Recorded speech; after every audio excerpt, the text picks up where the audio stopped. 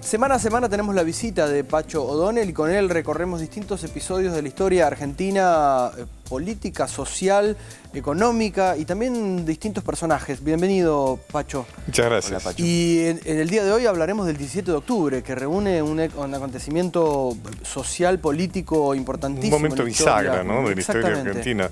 Las cosas fueron distintas a partir de ese momento. Claro. Vamos a ver primero el informe y después le daremos algunas preguntas a Pacho.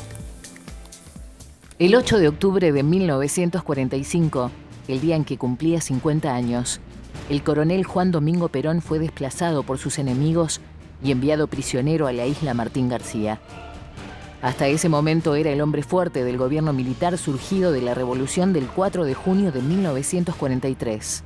Pero una alianza del dirigente radical Amadeo Sabatini y el comandante de la guarnición de Campo de Mayo, general Eduardo Ábalos, sublevó las tropas a su mando, reclamando y obteniendo la renuncia y más tarde la detención de Perón. Detrás de ellos estaba buena parte de los sectores medios, pero sobre todo los integrantes de la vieja oligarquía y, desde luego, los intereses norteamericanos.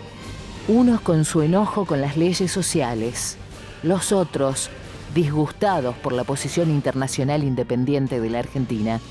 Sin embargo, los enemigos del coronel no tenían en cuenta la emergencia de un nuevo actor social, las masas trabajadoras beneficiadas por la política que ellos repudiaban. «Vayan a cobrárselo a Perón», fue la respuesta de los patrones cuando les reclamaron el jornal del feriado del 12 de octubre. Y el 17 siguieron el consejo, pero a su manera. Leopoldo Marechal contaba que era muy de mañana. De pronto me llegó desde el oeste un rumor como el de multitudes que avanzaban gritando y cantando por la calle Rivadavia. El rumor fue creciendo y agigantándose, hasta que reconocí primero la música de una canción popular y enseguida su letra. Yo te daré patria hermosa, te daré una cosa que empieza con P, Perón. Y aquel Perón retumbaba como un cañonazo. Raúl Scalabrini Ortiz definió el hecho como el subsuelo de la patria sublevada.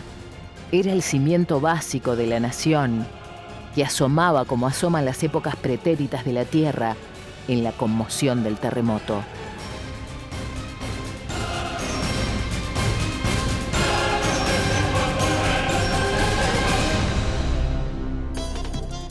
Es impresionante ver estas imágenes y revivir un poco el 17 de octubre. Ver esa movilización espontánea, absolutamente espontánea. Eso te iba a preguntar, a partir de esto es por qué sale, uno tiene alguna idea, pero vos qué lectura haces de por qué sale la gente a la calle porque el 17. Perón, cuando se puso el golpe del GO, de esa logia secreta, digamos, que desaloja los gobiernos civiles fraudulentos y oligárquicos hasta ese momento, Perón es un personaje muy importante dentro del GO, Grupo de Oficiales Unidos. Y entonces podría haber elegido cualquier cargo, porque ahí ocuparon el gobierno. Y él elige la muy modesta Dirección de Asuntos Obreros, algo por el estilo, que era una dirección muy humilde porque los sectores conservadores, tradicionales, no le habían dado ninguna importancia a eso de los derechos sociales de los trabajadores. Entonces, a partir de ahí, que luego se transforma en una secretaría y finalmente llegar a ser un ministerio, comienza a llenar ese vacío terrible, ese vacío inhumano que habían dejado los gobiernos anteriores. Empieza a dar la jubilación, las vacaciones pagas, las indemnizaciones por despidos, las,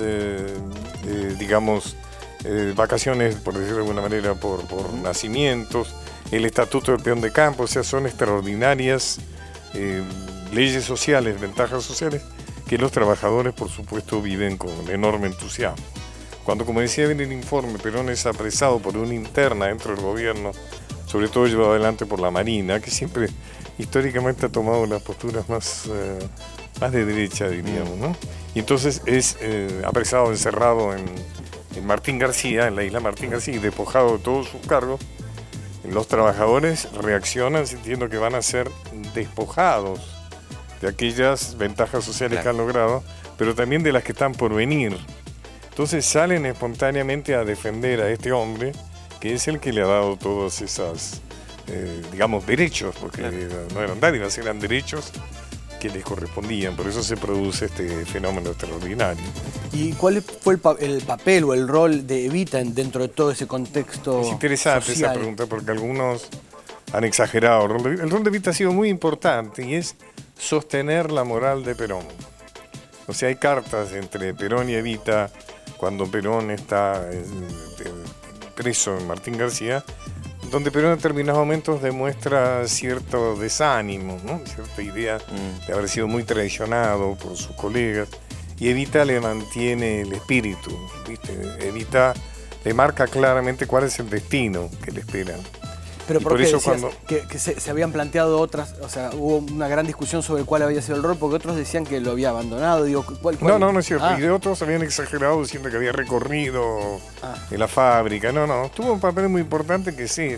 Apuntalarlo a Perón. De decirle, Juan, esto es lo que te tenía que pasar inevitablemente, en función de lo que vos te proponés, en función de tu amor por las masas y demás. Perón es trasladado en una maniobra desde la Isla Martín García al hospital militar con el pretexto de que tiene una enfermedad, y ahí es donde Evita lo visita y ahí es donde, digamos, consolidan que es el momento, digamos, ¿no? Está a la plaza pidiéndolo a Perón, y Farrell, que era el entonces presidente de este gobierno cívico-militar, bueno, lo manda a llamar a Perón para que calme Entendió a la gente, ¿no? el cuadro de situación. Entonces, Finalmente, bueno, esta situación se resuelve, hay un llamado a elecciones y Perón, a pesar de tener casi todo el arco político en contra, gana. ¿Por qué? no solo el arco político, sino también a los Estados Unidos, o sea, ¿no? Claro. Que era, estamos hablando del 46, acababa de terminar la Guerra Mundial con un enorme prestigio de Estados Unidos, ¿no es cierto?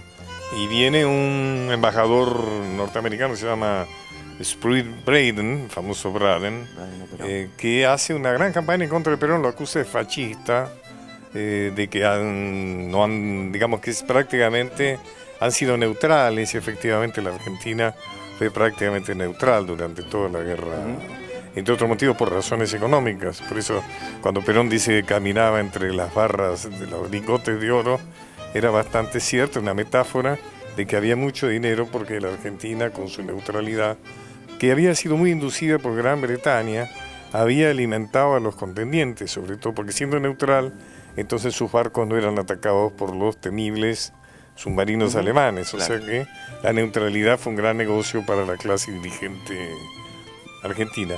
Y gana porque hace un diagnóstico brillante, y se ve dónde está la capacidad de un político.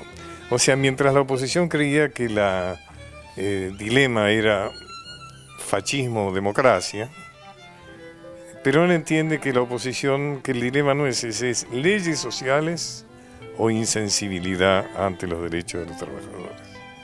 Y él insiste en eso, por eso inclusive se permite desafiar al embajador norteamericano y hablando de algo que fue una gran capacidad de él de crear eslogans políticos, crea que el famoso eslogan Braden o Perón, donde estimula además el sentimiento nacionalista que indudablemente tenían sobre todo los sectores populares.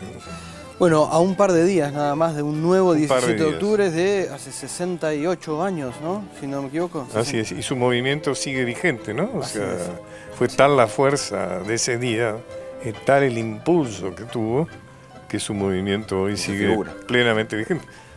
Cambiando de collares, digamos, de alguna manera adaptándose a los tiempos, pero sigue vigente hoy, ¿no? Bueno, queríamos volver a recordar este día, 17 de octubre. Gracias, Pacho, una vez más. Gracias a ustedes.